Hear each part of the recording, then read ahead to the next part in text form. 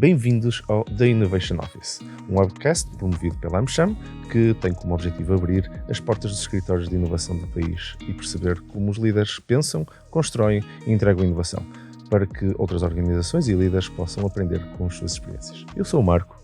E eu sou a Sara. E hoje temos o prazer e a honra de receber o engenheiro Carlos Moedas, um dos mais experientes líderes políticos atualmente na área da inovação, com quem vamos discutir o papel desta ferramenta para o setor público e qual o seu potencial de impacto socioeconómico para uma cidade, para um país ou até para um continente. Com uma carreira que atravessa setores como a engenharia, a banca de investimento, a política, a ciência e a inovação, o engenheiro Carlos Moedas destacou-se como Comissário Europeu para a Investigação, Inovação e Ciência, gerindo o programa Horizonte 2020, um dos maiores programas de ciência e inovação do mundo. Foi também responsável pela criação do programa Horizonte Europa, que se seguiu, moldando o futuro da investigação e inovação no continente. Além disso, é coautor de importantes publicações sobre inovação aberta e, atualmente, é presidente da Câmara Municipal de Lisboa, onde continua a apostar em projetos inovadores para transformar a capital portuguesa. Bem-vindo ao nosso escritório, Carlos, e muito obrigada por ter aceitado o nosso convite. Muito obrigado, é um grande gosto estar aqui convosco. Muito obrigado.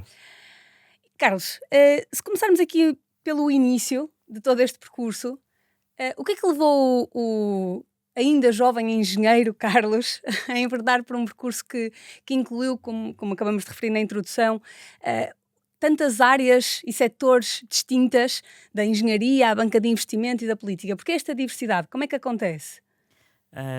Bom, em primeiro lugar, começa até antes disso, e eu gosto muito de falar de inovação, e a inovação é realmente a minha paixão e foi a minha vida. E isso começa talvez muito mais novo, ainda no liceu, numa cidade pequena e com um sentimento que queria ver mundo. E eu acho que isso foi sempre muito importante desde muito miúdo, que queria sair e que queria ver mundo e que queria fazer coisas diferentes. E de certa forma também a sorte, e às vezes não sorte, de nunca ter tido definido uma paixão concreta, ou seja, não queria ser especialmente médico ou especialmente engenheiro ou especialmente jurista. Eu queria fazer algo que tivesse impacto no mundo. E talvez tenha tentado seguir primeiro o caminho da engenharia, mas gostei sempre de coisas muito diferentes e talvez essa diversidade depois da carreira venha desse meu gosto por tudo o que é diferente, por fazer diferente. Eu gostava muito de matemática, mas também gostava imenso de ler. O meu pai era jornalista, mas eu gostava muito de química, não é? Mas também gostava de ler o que o meu pai escrevia e pensar até numa altura que poderia ter sido jornalista, mas eu achava que ele era tão bom que não valia a pena seguir a carreira do meu pai. E portanto tudo isso, todas essas incongruências ou próprias inconsistências, acho que me ajudaram nesse caminho de ir procurando sempre fazer algo diferente ao longo da minha vida. E durante muito tempo pensei que foi um erro, ou seja, ter tantos caminhos, começar como engenheiro na área da hidráulica, depois ir para a banca, para o mundo financeiro e depois ir para a política. Pensei que poderia ser um erro e hoje digo a muitos jovens que é o contrário. Tive imensa sorte, porque não foi pensado ou estruturado, dizer eu quero fazer isto, depois aquilo, depois o outro, mas depois tudo se junta, ou seja, eu acho que a diversidade daquilo que fazemos, e é muito importante que quem está a começar agora a carreira comece também por essa diversidade de fazer coisas diferentes, porque depois há um momento na vida em que tudo se junta, há um sentimento muito forte que temos um conhecimento de uma variedade de coisas que outros não têm, mas durante uma parte da carreira, sobretudo ao início, quase que nos parece um ónus ou uma dificuldade, porque outros só se dedicaram a algo muito específico, só fizeram isso muito específico e obviamente são muito bons naquilo que é tão específico, mas não conseguem ter uma visão de conjunto. E essa visão de conjunto, nós sentimos essa retribuição, ou como os ingleses dizem, o payoff, não é? Sentimos que valeu a pena mais tarde do que alguém que fez algo muito específico. E isso é muito interessante quando vejo, por exemplo, amigos que são pilotos de avião, que têm uma carreira ao início absolutamente extraordinária sobre algo que é muito específico, mas quase todos eles a uma altura da carreira começam a fazer outras atividades. Às vezes montam uma empresa, um restaurante, o que seja, porque têm essa necessidade depois mais tarde de abranger mais. Mas ao início que fantástico, com 20 anos, pilotar um avião especificamente, é um conhecimento muito específico, muito importante. E que cada um segue o seu caminho, mas eu penso que o caminho, um bocadinho de uma diversidade de carreira, é um caminho que eu aconselharia, porque é um caminho que depois nos dá uma base enorme na gestão, na inovação, de conseguir ver estes ângulos todos, não é?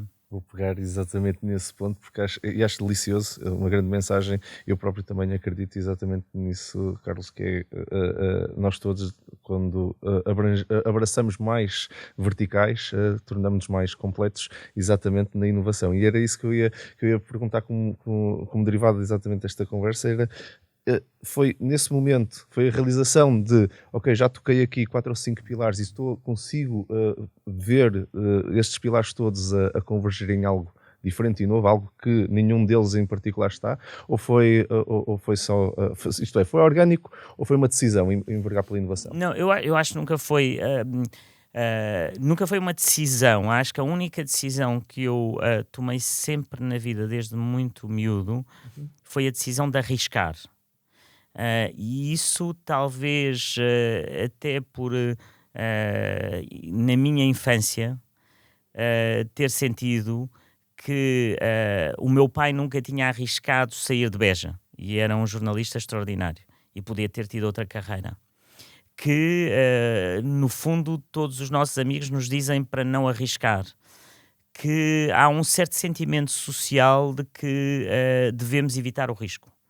E, portanto, quando eu decido fazer o Erasmus, ir para a França com o primeiro Erasmus no técnico, ninguém fazia Erasmus, houve uma decisão de um risco enorme, porque todos os meus colegas estavam a tirar o 5º ano, estavam, no fundo, a fazer aquilo que era o normal, que tinham as cadeiras que eram necessárias para fazer no 5º ano, e eu vou para outro país, para uma escola completamente diferente, para um ambiente completamente diferente, ter outras cadeiras, outras disciplinas que não tinham nada a ver com as que tínhamos cá em Portugal.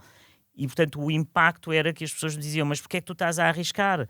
Eu lembro-me sempre de um professor, eu tive um professor que mudou a minha vida, tive vários, eu acho que os professores mudaram sempre a minha vida, mas era o professor Quintela, que era um grande hidráulico do Instituto Superior Técnico, e numa altura em que os outros professores diziam, mas como é que o Carlos Moedas agora vai para a França, depois lá não tem betão 5 e não tem betão 6, e o Quintela dizia, não, mas o seu Moedas vem de Beja, precisa de ir ver mundo, não é? E aquilo ficou-me sempre, porque aquela pequena frase, aquele pequeno momento em que aquele professor, que era um homem que tinha viajado muito, que era um homem muito aberto, deu-me essa possibilidade. Portanto, aquilo que eu talvez tenha sempre feito foi arriscar quando todos os outros não arriscavam. Arriscar ir para a França quando a maior parte dos meus colegas nem sabiam o que era Erasmus, nem queriam saber.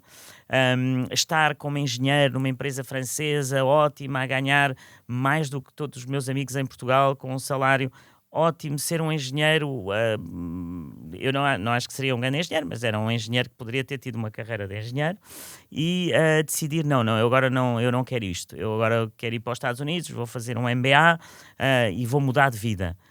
E eu lembro as pessoas, mas espera aí, mas tens um salário que é tão superior ao que se ganha em Portugal, tens a tua vida nessa empresa completamente definida, e isso dava-me uma grande angústia. E então ter o passo de ir para os Estados Unidos, fazer o MBA e depois ir para uma indústria completamente diferente, que é a banca. E depois estar na banca e ao fim de um momento dizemos, o que é que eu estou... não posso fazer isto até ao fim da vida. Sempre o sentimento de não poder fazer sempre a mesma coisa até ao fim da vida.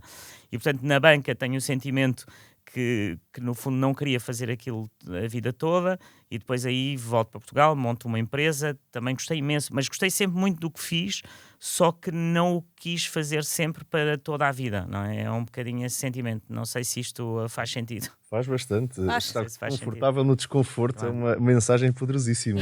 E eu acho que é uma característica muito natural dos inovadores, não é? Os inovadores não se conformam, têm muita dificuldade em conformar-se com o status quo. Eles estão sempre naturalmente à procura de fazer as coisas de forma diferente, de explorar, de conhecer outras perspectivas.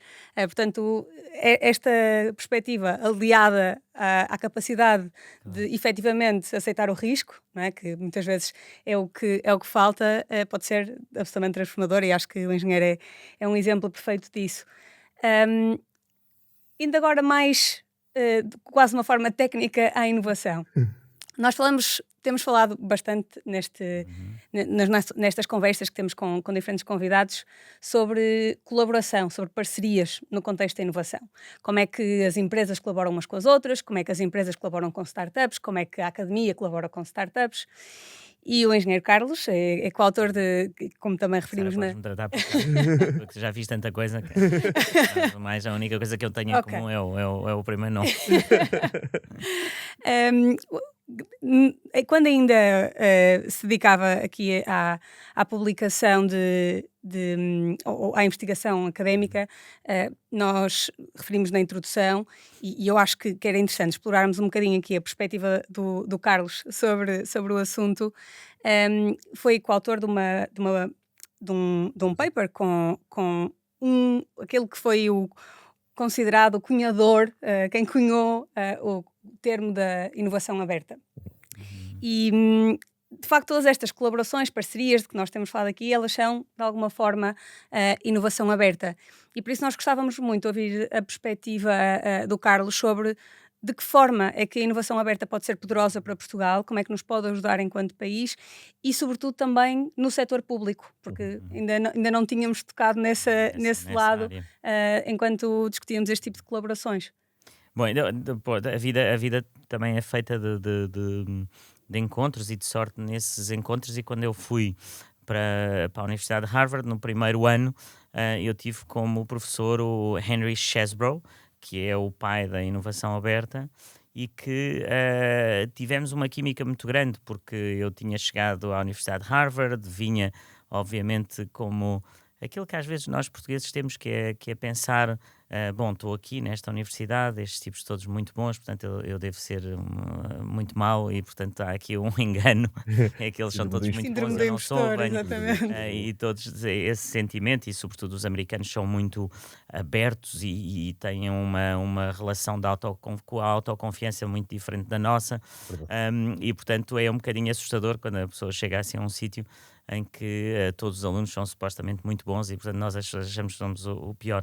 E o Henry Chesbrough, na primeira aula, viu que eu estava ali num canto e que não estava a participar, e tivemos uma conversa. Eu fui ter com ele e depois, por acaso, foi engraçado porque eu disse, professor e tal, e ele diz-me, no, call me Hank, que ele é Henry, mas chamavam-lhe Hank, call me Hank, you're paying a lot of money to be here, não é? Tipo, está a gastar, as universidades nos Estados Unidos são muito caras, eu não tinha dinheiro, mas consegui que a universidade me emprestasse, mas ele dizia, pelo dinheiro que estás a pagar, podes-me tratar pelo primeiro nome. E depois desenvolvemos esta relação, e ele estava no início do desenvolvimento da própria teoria, do conceito da inovação aberta. E há vários pontos que eu acho que são importantes. Primeiro é o que é antes de tudo a inovação, não é? Estamos aqui num podcast da inovação, e eu costumo dizer, a inovação é algo de novo e útil.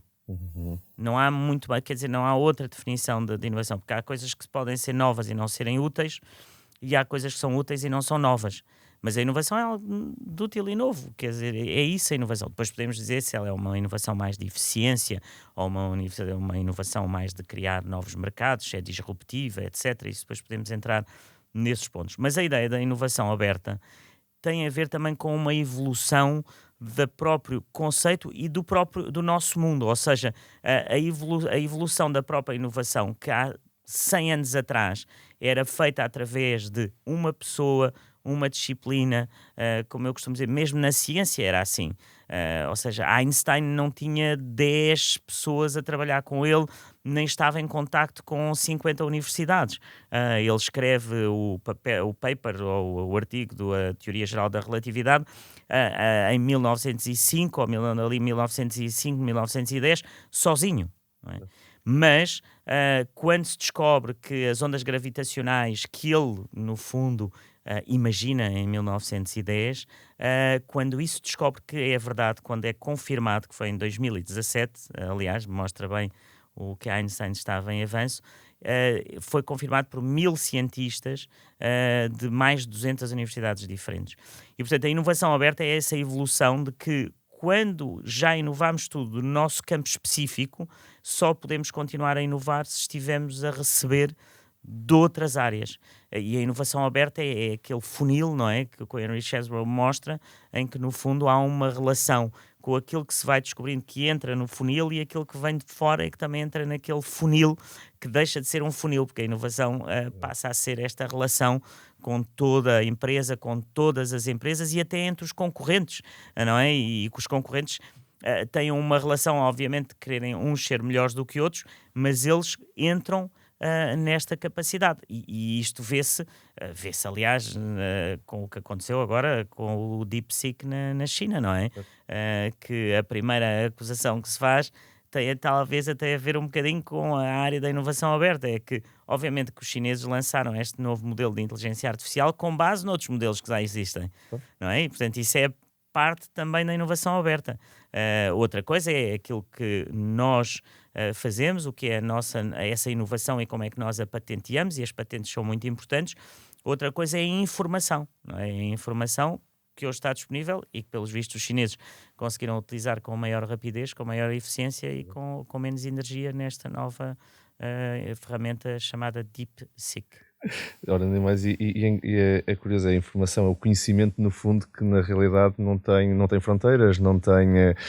Construímos o nosso conhecimento em cima do conhecimento de outros e adorei a viagem. Muito obrigado, Carlos, por essa partilha. Foi uma partilha bastante pessoal, bastante interessante. E eu gostava de construir em cima desse ponto da inovação aberta e da forma quase circular, onde deixa de ser um funil e passamos todos a estar na colaboração. Parece tudo sem obstáculos, não é? Quase. Parece que os obstáculos não existem, mas infelizmente eles vão aparecendo e eu adorava ouvir nesse formato, se pensássemos na adoção de uma cultura de inovação, que seria no fundo o que estávamos aqui a descrever, quais são os grandes obstáculos para massificarmos isso, para as empresas todas entrarem neste modelo? O grande obstáculo é, em geral, nas organizações, a falta de confiança das próprias organizações. Quando a pessoa tem... a autoconfiança é um conceito muito importante na vida de uma organização, seja ela pública ou privada, porque a autoconfiança é aquilo que nos permite não ter medo. Ou pelo menos, ou melhor, controlar o medo. Ou seja, não há a questão aqui, depois entramos aqui por outros campos, mais da psicologia, mas é a capacidade de nós não termos medo do medo, não é? De certa forma, a autoconfiança é um ponto muito importante nas organizações, que é como é que nós criamos autoconfiança nos nossos colaboradores para eles tomarem decisões. Isso, Sara, falavas da parte pública, das instituições públicas, é um dos problemas nas instituições públicas. Ou seja, não se criaram incentivos para as pessoas tomarem decisões. Tomaram-se incentivos muitas vezes para as pessoas não tomarem decisões. Portanto, eu tenho sempre muito na Câmara Municipal de Lisboa, quando chegam novas pessoas, lhes dizer: eles estão aqui para fazer erros. Eu serei o responsável por esses erros, mas se não fizerem erros, não serve. Não é? E a autoconfiança, que é um bocadinho... Havia uma professora em Harvard que eu gostava muito, que era a Rosabeth Moss Kanter, que escreve muito bem sobre estes temas. E ela dizia uma coisa que era: a autoconfiança é um ponto intermédio entre a ignorância e a arrogância. E eu achava isto absolutamente extraordinário. Não é? Portanto, está ali no meio, porque se não estiver no meio, a pessoa é arrogante e isso não serve para nada. Ninguém quer arrogância. Se estiver muito abaixo, é ignorância, porque não sabemos do tema, não é? Porque não sabe. E portanto, esse sweet point, ela não dizia um ponto intermédio, chamava um sweet point, um ponto intermédio. A tradução seria essa, mas a palavra em inglês, como tem a palavra doce, sweet point, é mais interessante. E portanto, esse ponto em que nós nos temos que sentir que não somos ignorantes, mas também não somos arrogantes, porque a autoconfiança é esse médio. E a autoconfiança é o que nos permite a inovação, porque nós não temos medo do outro, não estamos com a defesa de sermos arrogantes a pensar que sabemos mais e conseguimos ir buscar a outras organizações, a outras disciplinas. E aí é talvez a parte mais difícil da inovação, é que a inovação acontece quando há um cruzamento com outras disciplinas. E nós temos muito medo de ir para essas fronteiras das outras disciplinas. Ou seja, um engenheiro tem muito medo de trabalhar com um antropólogo, porque nem sequer conhece a linguagem do antropólogo. E o antropólogo, eventualmente, não conhece a linguagem do engenheiro. E, portanto, tudo isso faz que as profissões foram feitas em silos verticais e em que se criaram linguagens para que os outros não entrassem na nossa profissão. Já repararam como é que falam os médicos, ou como falam os diplomatas também, não é? Com siglas, os advogados então, nem se fala. E acho que há um bocadinho também o caminho de destruir essas. Eu, quando estou em reuniões, digo sempre, não me digam siglas, não me digam ir para toda a gente perceber. Às vezes não é até questão, eu posso perceber a sigla na Comissão Europeia. Havia muito isso e eu dizia, não venham com isso, falem as coisas com que todos consigam perceber. E às vezes, quanto mais as pessoas estão inseguras, mais querem utilizar essas siglas para mostrar que sabem, não é? Quem sabe mesmo muito, se calhar não precisa de as usar. Portanto, o caminho da inovação aberta é um caminho também pessoal, de autoconfiança, do trabalho que as organizações têm que fazer, porque há organizações que são autoconfiantes e há outras que não são. E eu acho que é esse trabalho que leva a um dos ingredientes mais importantes da inovação. Temos, obviamente, outros ingredientes importantes. Um deles é essa interseção entre as disciplinas, que é tão importante. É curioso que ganhávamos todos a colaborar mais, mas temos os nossos próprios demónios, os nossos próprios medos na autoconfiança, se calhar, a barrar-nos desse ganho maior. Sim, tanto do ponto de vista individual como coletivo. Porque depois acabamos por criar. E isso na política vê-se muito, não é? Os partidos têm medo uns dos outros. E dentro dos próprios partidos também têm medo uns dos outros e, portanto, no fundo as pessoas protegem-se tanto que não há capacidade, por exemplo, de juntarmos vários partidos para tomar decisões importantes para o país. Isso é falta de autoconfiança dos próprios líderes, não é? Porque têm medo de que se tomarem uma determinada posição isso seja criticado pelas suas tropas e que isso será demasiado perigoso para a sua liderança, quando, a meu ver, poderia ser mesmo o contrário. Também é quase um legado, não é? Social, de todo este tipo de padrões e formas de trabalhar em conjunto que temos que eventualmente começar a desconstruir e a tentar construir uma nova versão, mas é curioso porque, efetivamente, pegando num exemplo tão simples quanto o das siglas, em todas as empresas onde eu já trabalhei também se foram sempre criando muito estes... Acaba por ser quase uma coisa identitária depois de certos grupos de pessoas, seja de uma profissão, seja das pessoas que trabalham numa empresa. Na minha empresa atual nós temos um site que se chama acrónimos.procterandgamble.com para toda a gente saber quais é que são, porque depois cada equipa, isto acontece também nos subgrupos, e estamos todos aqui em silos, muitas vezes em coisas tão simples quanto na nossa linguagem, que não percebemos as barreiras que estão a ser criadas com outras pessoas, e às tantas estamos a limitar-nos a todos só porque não estamos conscientes e muito provavelmente autoconfiantes, que eu acho que é... Só há uma pequena correção, porque não é bem uma pequena correção, mas às vezes quando falamos nesta ideia de estarmos nas fronteiras com outras disciplinas ou na fronteira com pessoas que têm outro tipo de conhecimento, as pessoas depois também acham, e mal, que a pessoa pode ser, que não precisa de saber daquilo que é a sua profissão principal ou aquilo que é e isso é errado. Ou seja, a pessoa só consegue ir até às fronteiras e estar com autoconfiança nas fronteiras se souber bem o centro da questão, o core, não é? O centro da questão. E portanto isso não... Porque há muito aquela ideia às vezes também na educação de que então agora a educação é toda interdisciplinar e não é bem assim. Ou seja, há coisas que nós temos que saber profundamente para depois poder navegar nessas fronteiras.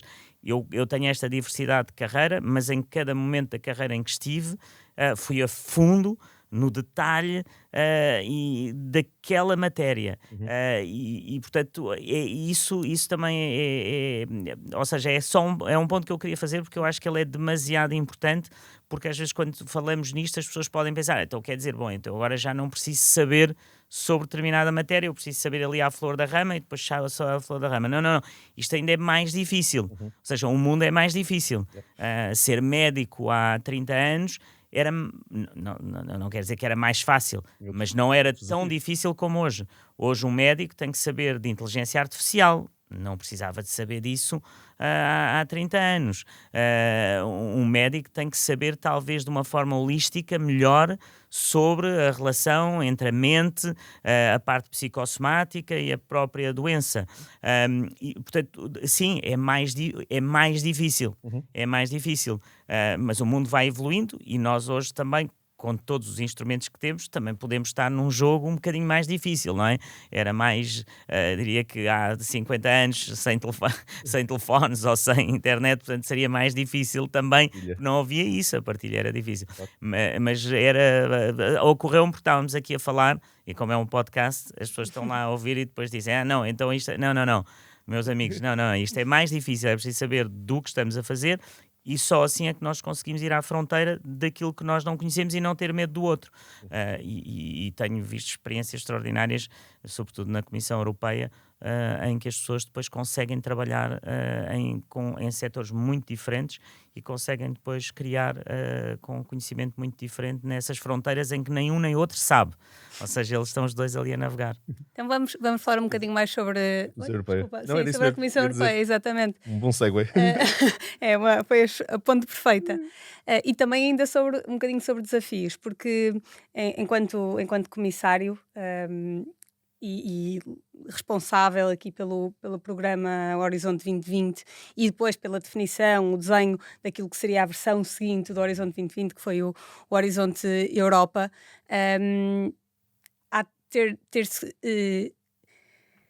a ter encontrado e experienciado e gerido vários desafios diferentes de liderar um programa de inovação, investigação, tecnologia a uma escala tão grande quanto a de um continente. Sobretudo um continente que tem tantos países diferentes, com tantas nuances, tantas línguas, tantas formas de pensar, de ver a vida, de trabalhar diferentes. Como é que isto se faz?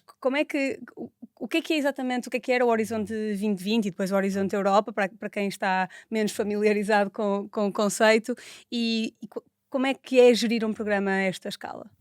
Bom, é o programa mais importante de ciência e inovação do mundo, sobretudo na área da ciência, mas talvez quando fazias a pergunta, que era olhar para a importância de ter um programa a nível europeu. Porque nós podíamos dizer, podia haver um programa por país, e cada país tinha o seu programa e fazia a sua ciência. E essa importância, para além da diversidade e para além de pormos universidades na Finlândia a trabalhar com universidades em Portugal e vice-versa, na Suécia, com a Espanha, tudo isso que cria essa inovação, tem algo que é talvez a coisa mais importante, é que a inovação precisa de escala. Ou seja, para nós chegarmos ao topo da inovação, nós precisamos de escala. E eu nunca mais me esqueço uma vez de estar com um astronauta que vinha muito à Comissão Europeia, que é um italiano chamado Luca Parmitano, e o Luca Parmitano dava sempre um exemplo incrível que era um tetraedro. Portanto, um tetraedro são 3 triângulos, uma base triangular e 3 triângulos. Portanto, imagina uma pirâmide, se as pessoas para perceberem lá em casa. E ele dizia, matematicamente, se nós quisermos pegar no vértice daquela pirâmide e subi-lo, precisamos de aumentar a base. Matematicamente é a única maneira, senão o vértice não sobe. O que é aumentar a base? É a escala, não é? Portanto, é muito diferente uma Europa com 400 milhões de pessoas a olhar para um problema, a ter variadíssimas universidades, do que serem só 10 milhões. Portanto, a probabilidade de lá chegar é completamente diferente. E, portanto, o programa Horizonte Europa era exatamente isso. E ontem, por acaso, esteve cá o primeiro-ministro Mário Draghi, que agora está a olhar para toda esta área na Europa, e eu dizia-lhe, o Mário teve um papel fundamental, que é pôr a inovação pela primeira vez no topo da agenda europeia, não é? Portanto, a inovação nunca estava quase ao nível dos presidentes ou dos países ou da Comissão. E ele consegue pôr isso no topo da agenda europeia, e consegue olhar para a inovação de uma maneira como a própria Comissão também nunca tinha olhado, que foi a maneira que quando criei o European Innovation Council, ou seja, o Conselho Europeu da Inovação, que era dizer, nós precisamos de ter um pipeline, um conjunto de projetos que vêm dos países, daí a fábrica de unicórnios, que eu sei que depois vão falar também mais adiante. A fábrica de unicórnios é como é que nós atraímos o talento a nível da cidade e depois enviamos para a Europa, e então na Europa os melhores dos melhores das cidades, dos melhores, vão todos juntar-se e daí saem os melhores projetos. E portanto é como se fosse a tal pirâmide do Luca Parmitano, em que nós em cada cidade somos uma pequena célula de todo. Portanto há aqui ou seja, a fábrica de unicórnios, para além de tudo, tem esta ligação com a Europa, que é ser o pipeline do melhor que fazemos para juntar a todos os projetos europeus. E o programa Horizonte era isso, eu tinha o meu lema era inovação aberta, a ciência aberta e um mundo aberto. E quando começámos com estas 3 afirmações, no fundo, mal sabia eu que estas afirmações se iam até tornar políticas, porque hoje, infelizmente, quando a pessoa diz um mundo aberto, as pessoas pensam que eu estou a falar de política, com a polarização do mundo, com aquilo que se passa, que as pessoas agora querem fechar os países e não querem que as pessoas possam viajar, e estão contra os imigrantes, e depois há uns que não gostam de imigrantes pobres, outros não gostam de imigrantes ricos, e portanto é uma coisa estranhíssima. E quando eu dizia o mundo aberto, é o mundo aberto nesse sentido, em que as pessoas podem ir de uns países para os outros, podem participar de uns países para os outros, e essa diversidade, porque a diversidade, e isto cá está, também hoje, às vezes, parece que já é uma afirmação política. A diversidade não é uma afirmação política. A diversidade é um dado científico, é a base da inovação. Sem diversidade, não há inovação. Se nós formos todos nascidos, como eu, em Beja, com pais de Beja, se calhar pensamos todos da mesma maneira do que eu estar com uma pessoa que nasceu na Finlândia e outra na Suécia. E eu acho que isso foi o que eu vi com os meus olhos, e portanto custa-me um bocado que hoje esteja aqui a criar coisas quase ideológicas, de uns que gostam, outros não gostam, quando isto não tem que gostar. Se nós queremos avançar, tem que haver diversidade de pensamento, de religiões, de maneiras de ser. As pessoas, às vezes, quando eu digo de religiões, ficam assim um bocadinho, e eu digo, não, sim, é bom pôr um muçulmano com um judeu e com um católico. É bom porque a maneira de pensar é diferente e chegarão sempre a conclusões diferentes. E eu vi isso também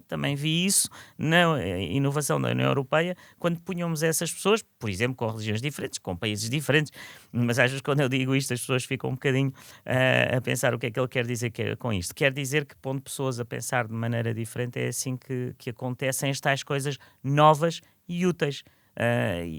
Que é a inovação. É um paralelo incrível, que é curioso que de vez em quando temos soluções tão simples para problemas que nos debatemos, de como é que vamos conseguir inovar, como é que nós conseguimos resolver taticamente um problema de maneira diferente, porque é a mesma coisa que como é que nós conseguimos ter uma sociedade um bocadinho mais equilibrada, que as soluções são paralelos muito engraçados.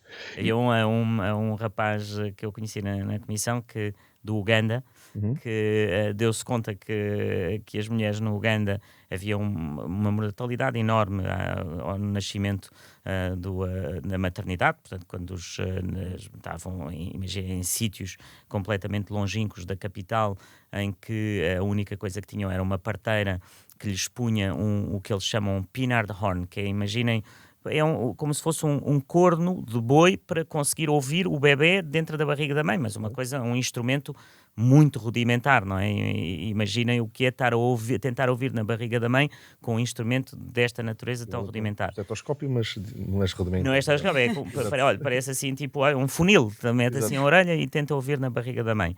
E ele lembrou-se de uma coisa genial, foi porque é que eu não ponho um telemóvel que ouve o som e amplifica o som, sim, e depois manda o som para um hospital central na capital com um verdadeiro médico.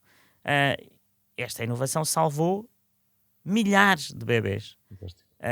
E a pessoa diz assim, mas o que é que ele fez? Cá está, era novo, era útil, não é assim nada de complicado, até parece óbvio, mas não é. E ele chama-se Joshua Oquelo. São essas, o que era só para corroborar aí a coisa. Às vezes estas coisas não são, porque a pessoa tem sempre um bocadinho, não confundir inovação com invenção, não é? Não estamos a falar, sim, há invenções que são inovações, mas não são todas. Não é necessário, não é uma condição necessária. E às vezes, e muito provavelmente, só para concluirmos aqui o ciclo da diversidade, se calhar se o Josh Josh, Era não é? Jorge. Não tivesse vivido noutro país ou falado com pessoas de outras regiões e tivesse com um conjunto das duas realidades, Claro. provavelmente não teria chegado a essa conclusão e a essa inovação que depois acabou por salvar tantas pessoas. Por isso, efetivamente, a diversidade é um valor essencial para a inovação. Completamente. Mas ficando ainda só neste ponto, fiquei curioso com no Horizonte 2020. Estávamos a falar, o Carlos estava a falar bem do ponto de que estávamos aqui com a diversidade, temos aqui imensos stakeholders, temos diferentes países, cada qual com os seus interesses, provavelmente com uma visão sobre o outcome do programa diferente, por toda a gente a colaborar, mas depois também medir esse impacto é complexo, não é? Porque são duas coisas que de vez em quando combatem, não trabalham na mesma direção. Ao definirmos métricas, se não tivermos algum cuidado, corremos o risco de elas ficarem segmentadas, e eu tenho as minhas métricas, o Carlos terá as suas, e agora estamos a colaborar mais individualmente. Como é que nós conseguimos, ou qual é a visão do Carlos exatamente nessa parte? Como definir métricas de inovação num programa tão global, ou a continuar a construir em cima deste global, para garantir o sucesso e a colaboração? Eu acho as métricas sempre muito complicado na inovação, porque podemos ter umas métricas ao medir o impacto com uma série de rácios e chegar à conclusão que somos fantásticos e não sermos fantásticos, e pode haver o contrário. Dou-te um exemplo muito concreto que vivemos em 2012. Veio ter comigo à comissão um rapaz que disse que queria fazer, que a ideia dele era construir umas novas vacinas feitas através de mensageiro de RNA, o que eu não tinha a mínima ideia o que é que seria. E na mesma altura vem outro cientista, chamado Ugur Sahin, que concorre a uma bolsa do nosso Centro Europeu de Investigação, que é o European Research Council, que é o melhor centro de bolsas para cientistas, e nós achámos que havia ali qualquer coisa, mas nenhum de nós, e não era eu que tomava a decisão, mas gosto de saber estas coisas, e acabámos por financiar estas duas pessoas. Um deles criou uma empresa chamada CureVac e o outro criou a BioNTech, que depois deu origem à vacina da Pfizer. O Ugur Sahin foi um homem muito conhecido hoje por isso. Mas a CureVac falhou. Portanto, nós pusemos dinheiro na CureVac e a CureVac nunca chegou à vacina.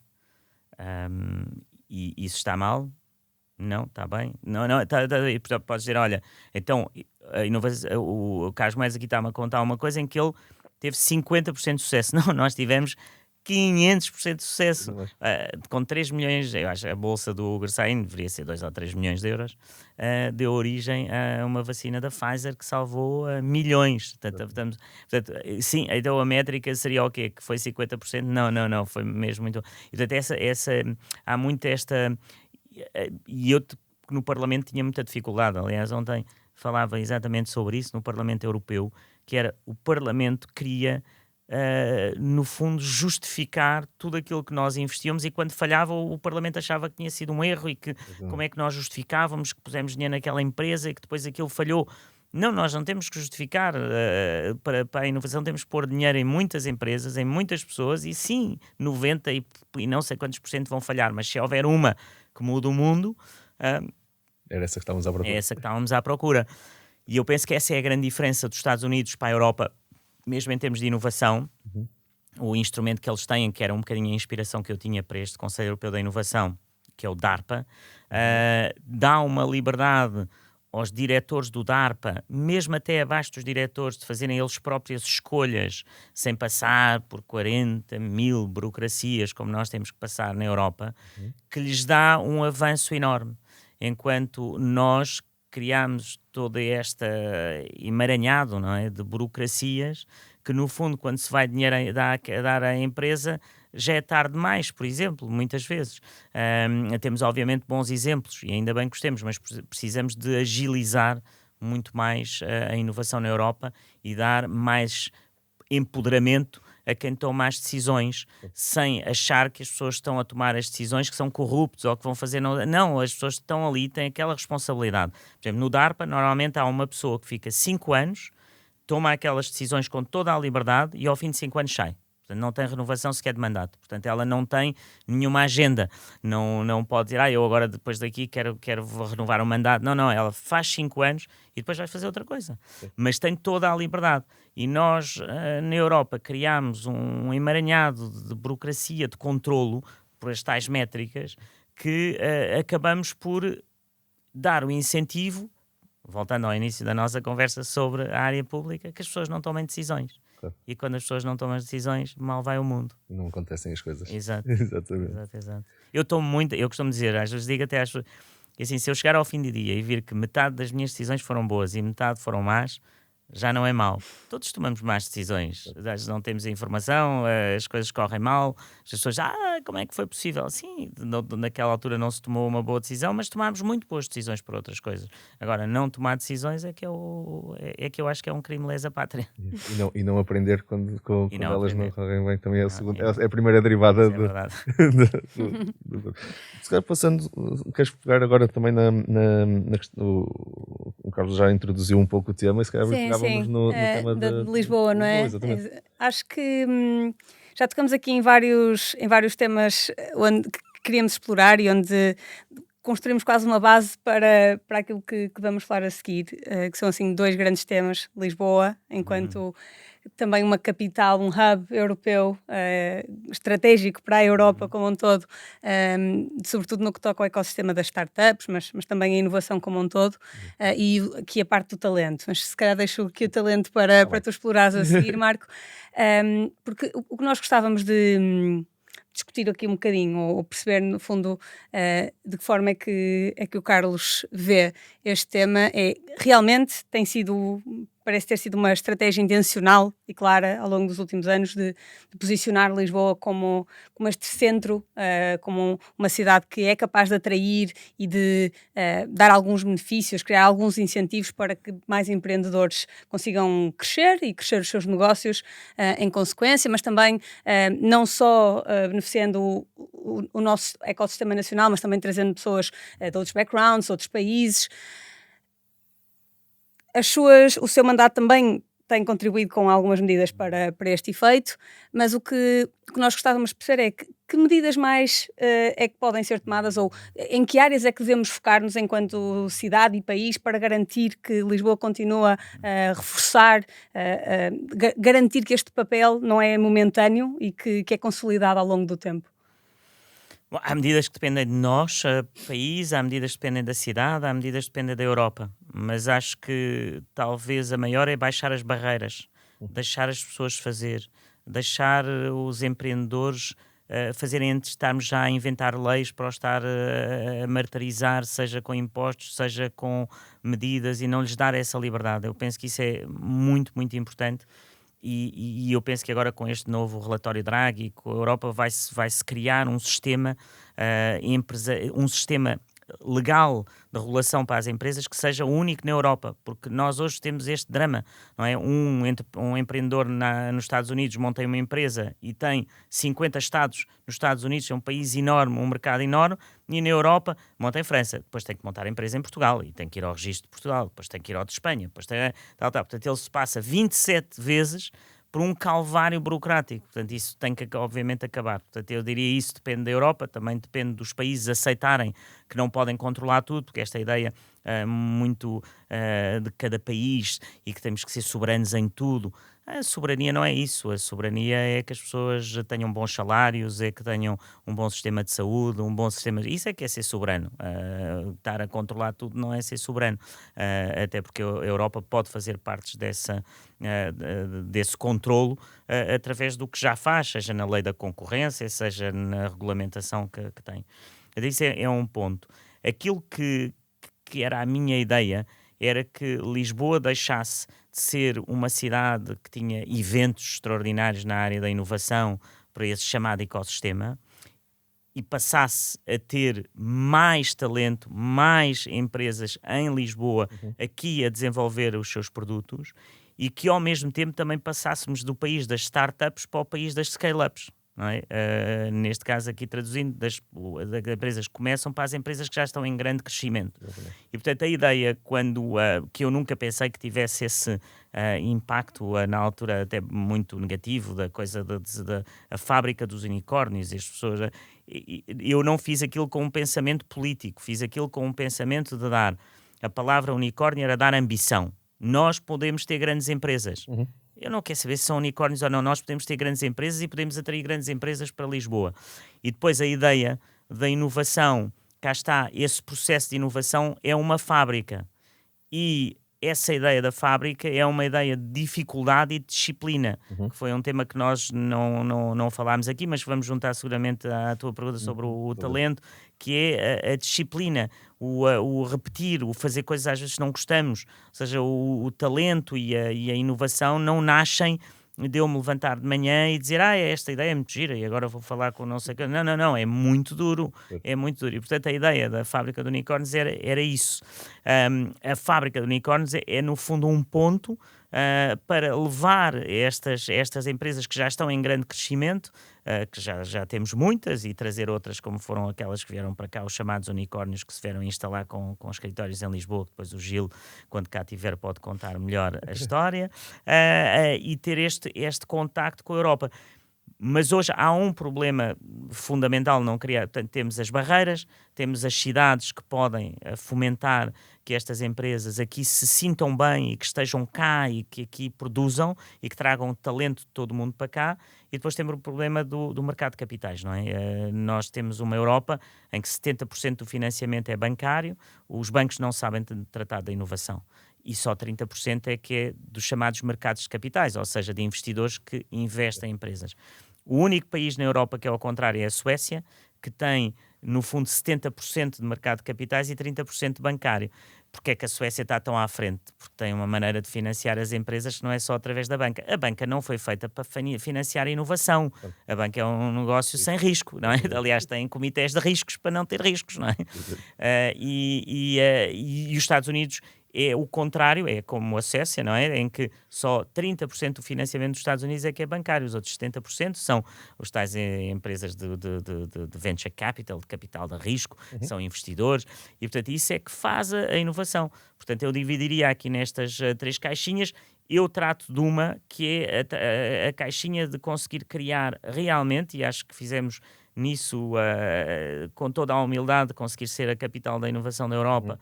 Foi um momento absolutamente extraordinário, mas mais do que isso, quando eu falo com estes 13 ou 14 unicórnios que agora temos em Lisboa, já são 14, eles querem estar em Lisboa.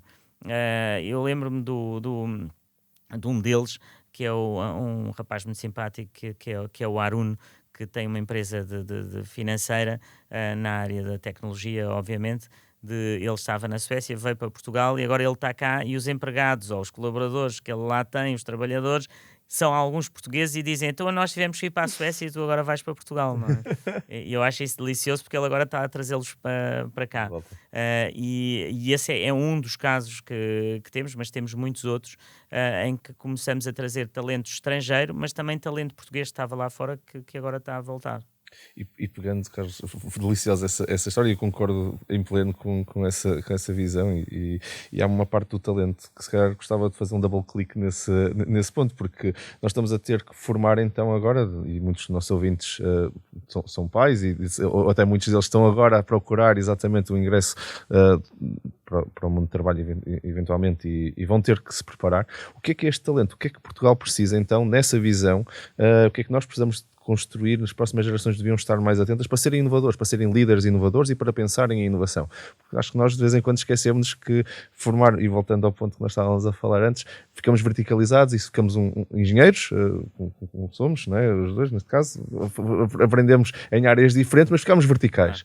E o Carlos partilhou uma história fantástica, que foi: ok, eu fiquei muito bom neste ponto, mas depois diversifiquei e teve um caminho que depois colheu esses frutos. O que é que então esta geração precisa de fazer para ser inovador e para ser um líder nessa área? O que é esta geração? Eu penso que não é mais o que é que nós temos que fazer para que esta geração seja, mas não sei se não tens razão e se não é ao contrário, mas porque as instituições são muito difíceis de mudar, e eu acho que o sistema educacional e a educação em geral é um sistema que não se consegue mudar por dentro, é muito difícil de mudar. E aqui isto implica grandes mudanças na área da educação.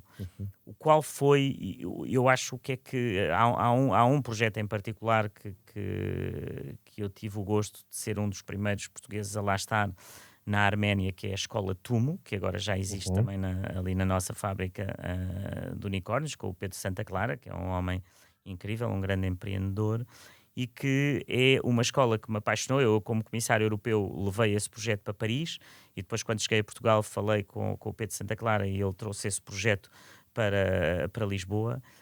E é um projeto exatamente ter uma escola depois da escola para ensinar àquelas crianças e àqueles jovens onde é que eles podem navegar entre aquilo que eles realmente gostam. Ou seja, a vida não é só feita do que gostamos, porque aquilo que gostamos também é duro, mas é preciso ir até ao interior das pessoas para saber o que é que elas realmente gostam. E o Tumo é uma escola em que normalmente os jovens entram a pensar que gostam de uma determinada coisa, que foram condicionados pela própria família ou pelos amigos que pensam que é aquilo, e no fundo saem de lá a querer fazer uma coisa completamente diferente e com uns skills ou umas qualificações completamente diferentes, e portanto acho que é um exemplo incrível que nós já temos em Lisboa. É uma organização privada que veio, que se instalou e que está a fazer isso, mas é esse tipo de mudanças na área da educação que é, por um lado, levar a autoconfiança, por outro lado, levar também as pessoas a sentir dentro delas o que é que realmente querem, e isso é talvez dos exercícios mais difíceis na vida, porque nós estamos sempre muito condicionados por quem nos rodeia. Talvez aí os piores inimigos, vou dizer assim uma coisa, os nossos pais não ajudam, porque os nossos pais querem sempre evitar o risco, não é? Portanto, eles não querem que os filhos arrisquem, querem uma coisa certinha, é a missão deles, não é? Sim, eles querem o melhor para nós, mas estão eles próprios também condicionados sempre pelas suas próprias experiências, não é? Exatamente. E os nossos amigos, às vezes, os nossos melhores amigos também às vezes também não ajudam, porque também não, ou seja, as pessoas não querem que o amigo esteja em risco, e portanto, se o jogo aqui é arriscar, quem está muito próximo de nós não é bom conselho. E isso eu acho que é uma lição importante para todos nós. Eu às vezes, quando estou assim com pessoas mais próximas, não faças isso, não vais por aí, não é? E eu disse, bom, estás a dizer isso para te estares tu seguro que me estás a ajudar, ou estás a dizer... É a aposta segura. Não é? É a aposta segura. E portanto, vivemos muito condicionados por isso. E portanto, temos que ensinar os jovens a irem dentro deles, verificar lá muito dentro o que é que os faz levantar de manhã, o que é que eles querem, e isso às vezes está muito escondido. Às vezes o talento está muito escondido, porque toda a gente tem um talento. Eu acredito verdadeiramente que toda a gente tem um talento. Nós às vezes é que estamos a pedir às pessoas para fazer coisas que não têm nada a ver com esse talento, e aí elas não fazem bem. Podem ser péssimas a fazer aquilo, não é, mas conseguirmos. Portanto, o meu trabalho como líder, vá lá, neste caso na política, é conseguir, através quase da visualização das pessoas, do estar com as pessoas, que elas não dizem, não é? Tem que ser eu que consiga observar e depois dizer, olha, aqui está, este é para isto, ele é para isto, mas ele não sabe, ele ainda não sabe que o que ele gosta é isto. E depois direcioná-lo, e depois ver as pessoas crescerem e dizerem, realmente... Uau, tanto que eu gosto disso. E dizerem, eu descobri, não, eu é que te direcionei para ali e tu foste e afinal gostaste.